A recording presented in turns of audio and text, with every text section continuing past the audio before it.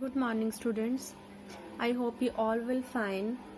Now we will start with the chapter 11 of physics, that is force and pressure. So now we will start with the topic contact forces.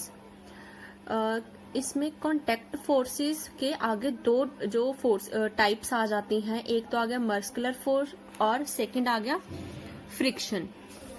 Contact forces आपको name से पता चल रहा है कि इसमें contact होना, contact करके कोई भी फोर्स अप्लाई करना.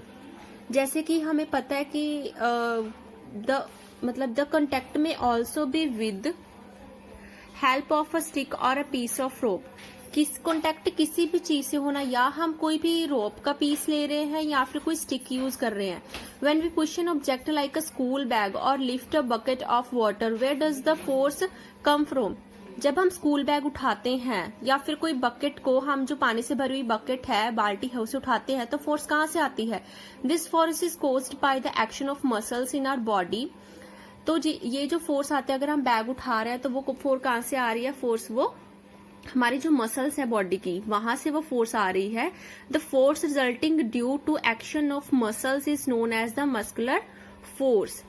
वो फोर्स जो मसल से आ रही है, जो फोर्स हमारी बॉडी की मसल से लग रही है, वो कौन सी फोर्स आ गई, वो muscular force. It is a muscular force that enables us to perform all activities involving movement or bending of our body.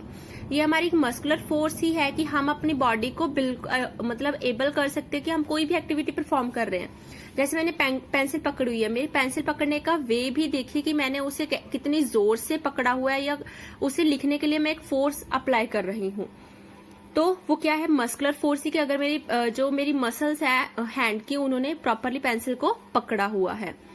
तो आ गया नेक्स्ट आ गया. In class 7 you have learn that in the process of digestion of food gets pushed through the alimentary canal.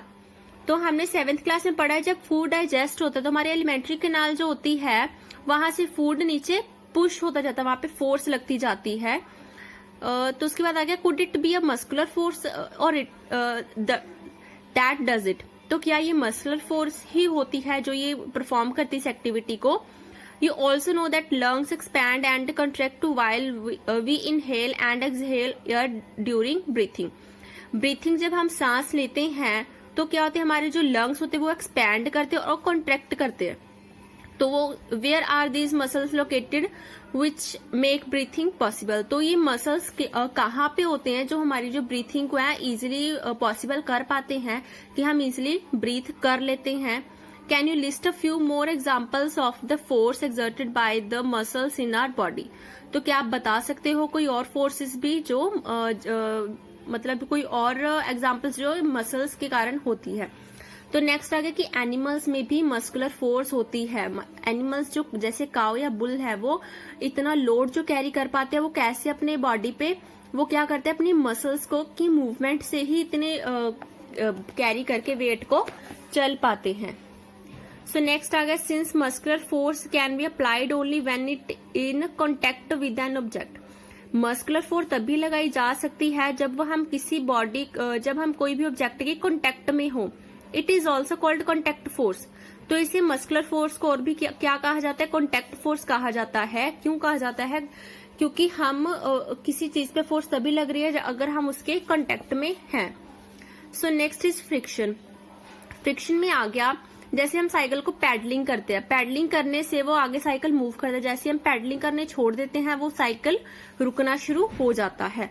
तो इसमें आ गया, the force responsible for changing the state of motion of object in all these examples is the force of friction.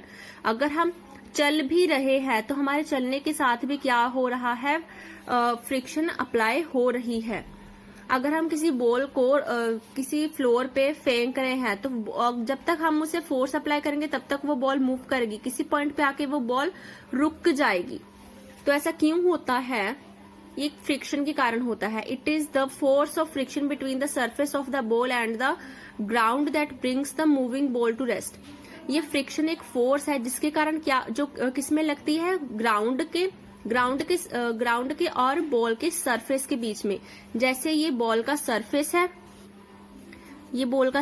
है, और ये ground है, इन दोनों के बीच में जो फ्रिक्शन लग रही है वो क्या करते हैं, ये बॉल को रोकना शुरू कर देते हैं।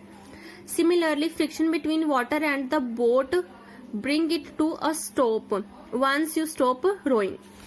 तो इसमें क्या आ जाता है, जब हम कोई भी बोट जो है पानी में चल रही है, अगर हम उसे आगे पुश करना रुक जाते हैं तो बोट पानी में वहीं पे रुक जाती है। क्यों रुक जाती है, क्योंकि ये भी फ्रिक्शन के कारण, जो फ्रिक्शन की फोर्स है उसी के कारण ही ऐसे होता है। The force of friction always act at the moving on the moving object and its direction is always opposite to the direction of motion.